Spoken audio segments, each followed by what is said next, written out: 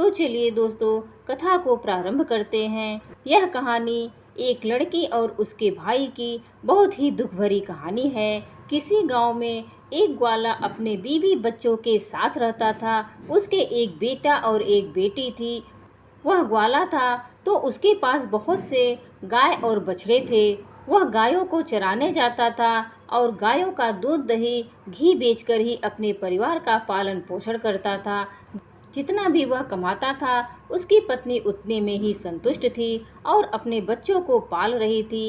एक दिन उसकी पत्नी बहुत बीमार हो गई और उसकी मृत्यु हो गई। अब ग्वाले के ऊपर ही अपने दोनों बच्चों की जिम्मेदारी आ गई। कहते हैं अगर पिता मर जाए तो माँ अपने बच्चों को सही तरीके से पाल लेती है, लेकिन एक पिता ऐसा नहीं कर पाता। उस ग्वाले को बहुत परेशानी हो रही थी। वह गाय चराने जाता तो अपने बच्चे के लिए भोजन तैयार नहीं कर पाता। बच्चे अभी छोटे थे। बेटी 10-12 साल की थी और बेटा 8-9 साल का। कुछ समय ऐसे ही बीत गया। फिर ग्वाले ने बच्चों के पोषण के लिए दूसरी शादी कर ली।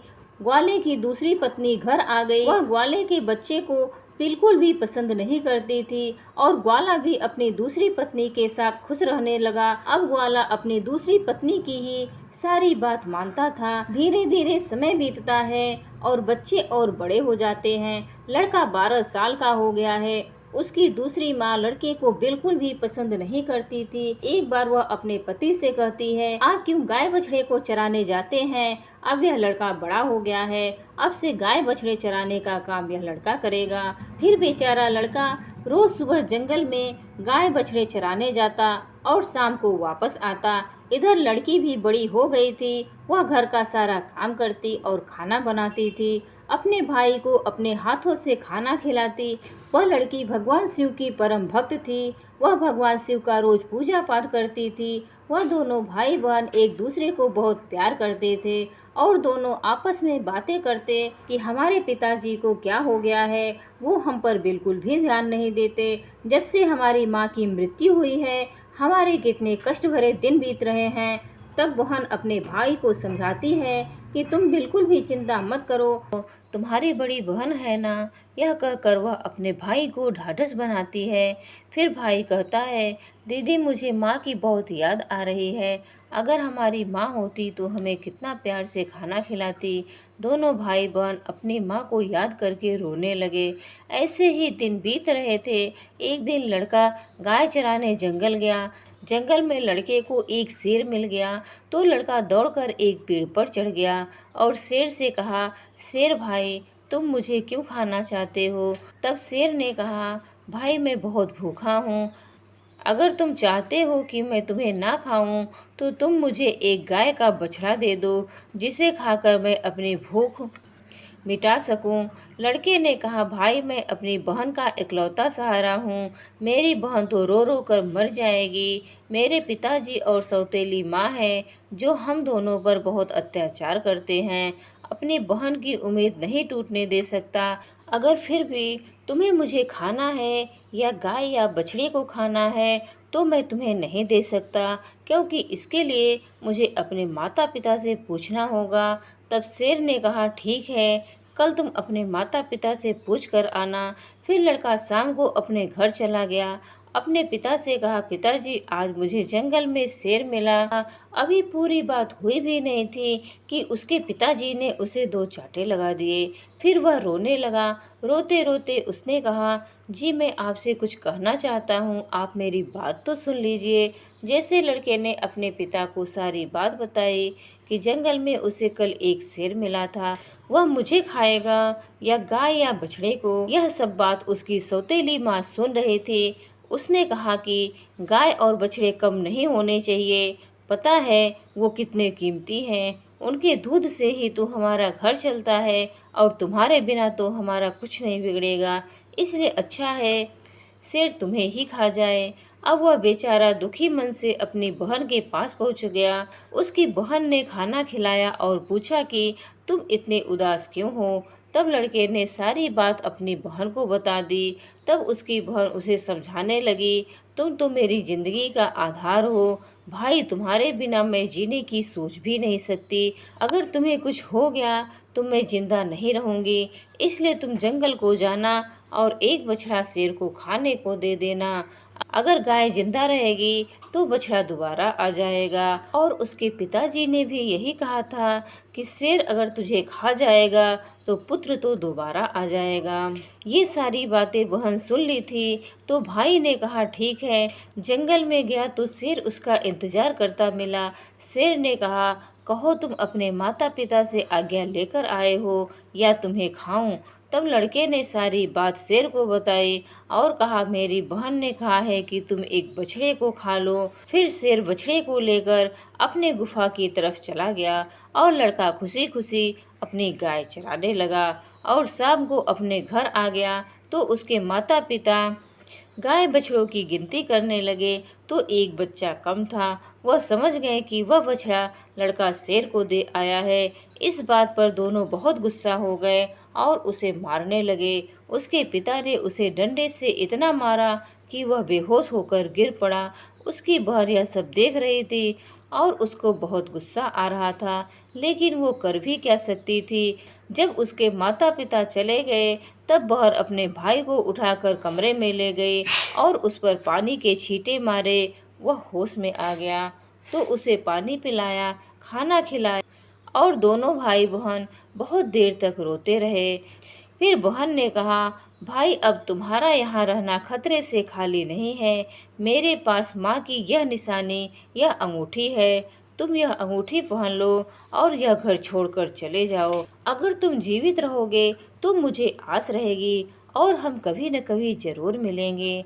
भाई की समझ में बहन की सारी बात आ गई थी, लेकिन उसने कहा, बहन तुम ठीक कह रही हो, लेकिन मैं तुम्हें यहाँ अकेले छोड़कर कैसे चला जाऊँ। माँ तुम पर भी तो अत्याचार करती है, सब काम करवाती है, मारती पीटती है। तब बहन ने कहा, भाई अगर तुम ठीक रहोगे तो मैं सब सहन कर लूंगी, लेकिन तुम यहाँ से चले जाओ। भाई अपनी बहन की बात मान लेता है और एक धागा उठाता है और अपनी बहन की कलाई में बांध देता है। यह मेरी निशानी है, जब भी हम मिलेंगे तो यह देखकर एक दूसरे को पहचान लेंगे। तुम यह धागा टूटने मत देना। बहन ने कहा, ठीक है। जब दोनों भाई बहन बातें कर रहे थे तो उसकी सौतेली माँ यह सारी बातें सुन रही थी। तब वह माँ सोचने लगी कि अच्छा यह बात है, अब मैं इन्हें मजा चखाती हूँ। जब लड़का और लड़की सो गए, सौतेली माँ ने अपने पति से कहा, मुझे तो इस लड़के को खाना है। पति ने कहा, ठीक है, अगर तुम्हारी ज्यादा इच्छा होती है तो मैं अभी इसका मांस लेकर आता हूँ। बाप इतना निर्दयी, इतना कठोर हृदय का हो गया कि उसने अपने बेटे को उठाया और वहां ले गया और कुल्हाड़ी से उसके छोटे छोटे टुकड़े कर दिए। फिर टुकड़े लेकर अपनी पत्नी के पास आया, यह लो खा लो। तब उसकी पत्नी ने उन टुकड़ों की सब्जी बनाई और खाना बनाया। फिर उसने एक थाली अपने लिए और एक पति के लिए लगाई। तभी उसकी माँ ने विचार किया, भाई बहन का बहुत गहरा प्यार है तो बहन को उसके भाई के मांस जरूर खिलाने चाहिए। तो उसने बहन को बुलाया और एक थाली उसके लिए भी लगाई और कहा, खाओ। तब बहन सोचने लगी, इतने प्यार से तो माँ ने कभी खाना नहीं दिया, जरूर कोई बात है। जब वह खाना खाने लगी तो बहन ने देखा कि थाली में वही उंगली है जिसमें वह अंगूठी थी। बहन तुरंत समझ गई, क्योंकि वह सुबह से अपने भाई को खोज रही थी, लेकिन वह उसे कहीं भी दिखाई नहीं दिया था। उसका शक यकीन में बदल गया। अब वह रोए जा रही थी। तभी उसे बड़े बूढ़ों की बात याद आई कि किसी इंसान की मुक्ति तब तक नहीं होती जब तक कि उसकी अस्थियां नदी में विसर्जित नहीं होती। उसने सोचा, मेरी भाई की भी तो मुक्ति होनी चाहिए, यह लोग तो उसे मारकर खा गए। तभी उसने वह उंगली उठाई और चलते चलते वह नदी के किनारे पहुंच गई। वह उंगली को अपने हाथ में लेकर जोर जोर से रोने लगी। वह भगवान को याद कर रही थी, क्योंकि वह लड़की बहुत धार्मिक थी। वह रोज भगवान शिव का पूजा पाठ किया करती थी, सोमवार का व्रत रखती थी और हमेशा भगवान से यही प्रार्थना करती थी कि मेरे भाई की रक्षा करना। उस दिन भी वह रोते रोते यही कह रही थी कि भगवान, मेरा इस संसार में कोई नहीं है। एक भाई था, उसे भी तुमने ले लिया, माँ को तो पहले ही छीन लिया। अब मैं किसके लिए जीवित रहूँगी? मैं कैसे रहूँगी? अब मैं भी इसी नदी में कूदकर अपनी जान दे दूँगी। फिर वह उंगली उसने नदी में डाली और भगवान से प्रार्थना की, भगवान मेरे भाई को मुक्ति देना, वह जहाँ भी रहे उसकी आत्मा को शांति मिले। फिर नदी में कूदने वाली होती है, उसने देखा कि जो उंगली उसने नदी में डाली है वह तोता बनकर उड़ गया और नदी के पास एक पेड़ था, वह उसी पेड़ पर जाकर बैठ गया। फिर तोता ने कहा, बहन तू क्यों दुखी होती है? मैं तेरा भाई हूँ। बहन, तुमने यह बहुत अच्छा किया जो तुमने यह उंगली नदी में डाल दी। इससे मेरी मुक्ति हो गई और मुझे तोता का जन्म मिल गया। बहन तुम चिंता मत करो, मैं तोता बनकर भी तुम्हारी हर समय मदद करूँगा। हम दोनों आपस में सुख दुख की बातें किया करेंगे। यह देखकर बहन बहुत खुश हुई कि चलो मेरा भाई साथ तो है, किसी भी रूप में सही। फिर बहन घर वापस आ गई। सौतेली माँ उससे सारा काम करवाती और बहुत खुश होती कि चलो इसके कोई भाई नहीं है।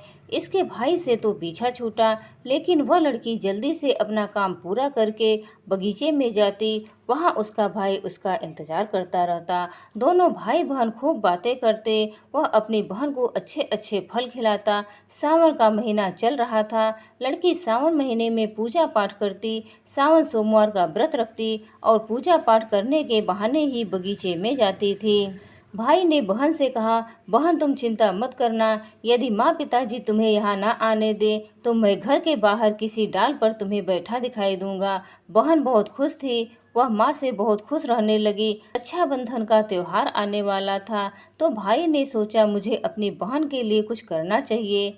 वहाँ इतने निर्दयी लोगों के बीच रहती है, जो उन्होंने मेरे साथ किया कहीं वो मेरी बहन के साथ ना कर दे, मुझे उनसे बदला लेना होगा। फिर उसने भगवान से प्रार्थना की, भगवान मेरी बहन की रक्षा करना। तभी वह एक लोहार के पास पहुंचा। लोहार से तोता ने कहा, पिता ने मारा, माँ ने मरवाया, बहन सरासर रोई रे, मैं हरियल तोता बन उड़ आया। तोता को बोलता हुआ देखकर उसे उसकी बातें सुनने का मन हुआ। वह कहने लगा, तोता तुम क्या बोल रहे हो? खुलकर बोलो, मुझे कुछ भी समझ में नहीं आ रहा है। तब तोता ने सारी बात लोहार को बताई। लोहार तोता की बात सुनकर कहता है, तुम्हारी कहानी तो बहुत ही दुख भरी है। यह कहानी सुनकर मुझे रोना आ रहा है। तुम बताओ मैं तुम्हारे लिए क्या कर सकता हूँ? अगर तुम चाहो तो मैं तुम्हारे लिए अपनी जान भी दे सकता हूँ। तब तोते ने कहा, मुझे कुछ नहीं चाहिए, बस तुम मेरे लिए एक ऐसी कतार बना दो जो तलवार से भी तेज हो। लोहार ने कहा, ठीक है भाई। फिर उस लोहार ने तोता के लिए कटार बनाई। कटार बन गई। तोता ने कहा, इस कटार को मेरे पंखों में छिपा दो। लोहार ने कटार तोता के पंखों में छिपा दी। वह तोता वापस पेड़ पर चला गया। उसने अपनी बहन को कुछ नहीं बताया। उसकी बहन उससे मिली बातें की, साथ में भजन किया। फिर वह वापस घर चली आई। अगले दिन तोता एक सुनार के पास गया और सुनार से भी वही बातें कही। बाप ने मारा, माँ ने मरवाया, बहन सरासर रोई रे, मैं हरियल तोता बन उड़ आया। तब सुनार ने कहा, तुम क्या कह रहे हो? मेरी समझ में कुछ भी नहीं आ रहा है। वह फिर से वही गाने लगा। सुनार को भी उसकी बातें जानने की इच्छा हुई। सुनार ने तोता से कहा, तुम मुझे सीधे सीधे बताओ, तुम क्या कहना चाहते हो? तोता ने सुनार को भी अपनी सारी बात बता दी। सुनार भी तोता की बात सुनकर बहुत दुखी हुआ। सुनार को उससे हमदर्दी हो जाती है और सुनार भी उसकी बातें सुनकर रोने लगता है। फिर सुनार कहता है, बताओ मैं तुम्हारी क्या मदद कर सकता हूँ? तोता ने कहा, भाई कल रक्षाबंधन आने वाला है, मैं अपनी बहन को सोने का कुछ देना चाहता हूँ, तो तुम मेरी बहन के लिए गहने बना दो। सुनार ने कहा, बस इतनी सी बात, बताओ क्या क्या बनाना है। फिर सुनार ने उसकी बहन के लिए कुछ गहने बना दिए। तो तोता ने उसे बहुत धन्यवाद दिया। दोनों भाई बहन बहुत खुश हुए। तोता ने सारे गहने अपनी बहन को दे दिए। गहने पाकर बहन बहुत खुश हुई। फिर उसने पूछा कि तुम्हारे पास यह सारे गहने कहाँ से आए? तोता ने कहा, मेरा एक सुनार दोस्त है, उसने मुझे बना कर दिए हैं। फिर बहन खुशी खुशी घर चली गई।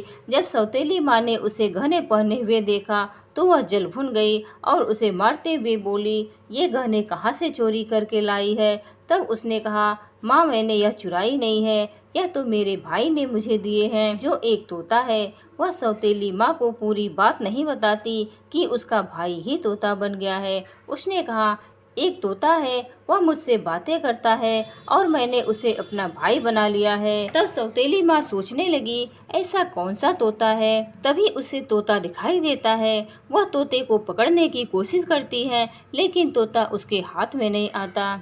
थक कर वह बैठ जाती है। कुछ देर बाद फिर वह तोते को पकड़ने की कोशिश करती है, लेकिन तोता उसकी पकड़ में नहीं आता है। वे सोचती है, कैसे भी मैं इसे पकड़ लूं और इसे मार दूं। इसे ज्यादा भाई बनने का शौक है।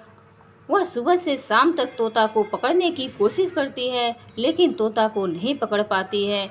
फिर वह घर आई तो उसने अपना सारा गुस्सा उस लड़की पर निकाला और उससे सारे गहने छीन लेती है। अगले दिन लड़की तोता से मिलने जाता है तो तोता कहता है, बहन जो गहने मैंने तुम्हें दिए थे वह कहाँ है। तब बहन कहती है, भैया वो गहने तो माँ ने छीन लिए। यह सुनकर तोता को बहुत गुस्सा आता है और वह कहता है, अब बस इसके पाप का घड़ा भर चुका है, अब इसको सजा मिलनी ही चाहिए। फिर वह तोता उसी घर के बाहर एक पेड़ की डाल पर बैठ जाता है और इंतजार करता है कि उसके माता पिता कब बाहर निकले। तब वह लड़की बाहर कुछ काम कर रही थी तो उसकी माँ किसी बात पर उसे डांट रही थी और उसे मार रही थी। तभी उसका पिता भी बाहर आ जाता है और लड़की को कहने लगता है, यह सब वह तोता पेड़ पर बैठकर देख रहा था, उससे यह सब देखा नहीं गया और वह अपनी सौतेली माँ और अपने बाप पर झपट पड़ा। उसके पंखों में जो कटार थी उसने उन दोनों की आंखों में घुसा दी। अब दोनों अंधे हो गए और तड़पने लगे। फिर उसने अपनी चोंच से कटार उठाई और उन पर वार कर दिया। फिर दोनों जमीन पर गिर पड़े। तोता ने कहा, तुम दोनों ने बहुत पाप किया है, मैं तुम दोनों को नहीं छोड़ सकता। तब वह दोनों कहते हैं कि तुम्हारा हमसे क्या बैर है। तब तोते ने कहा, तुमने तो मुझे मार कर खा लिया था और पूछ रहे हो कि क्या बैर है। फिर वह दोनों तड़प कर मर जाते हैं। तब तोता अपनी बहन से कहता है, चलो अब हम यहाँ नहीं रहेंगे, अगर यहाँ रहेंगे तो हमें अपने दुख याद आएंगे, हम उनको कभी भूल नहीं पाएंगे और दुखी रहेंगे। तो उसकी बहन कहती है, हाँ भैया, अब हम यहाँ नहीं रहेंगे, अब हम ऐसी जगह रहेंगे जहाँ कोई हम दोनों को अलग ना कर सके। फिर वह वहाँ से चलते हैं तो चलते चलते एक मंदिर में पहुँच जाते हैं। तोता कहता है, बहन इससे अच्छी जगह हमें कोई और नहीं मिल सकती। अब दोनों भाई बहन उसी मंदिर में रहने लगते हैं। बहन तो पहले से ही पूजा पाठ करती थी, सोमवार का व्रत रखती थी। अब तोता भी पूजा पाठ करता है।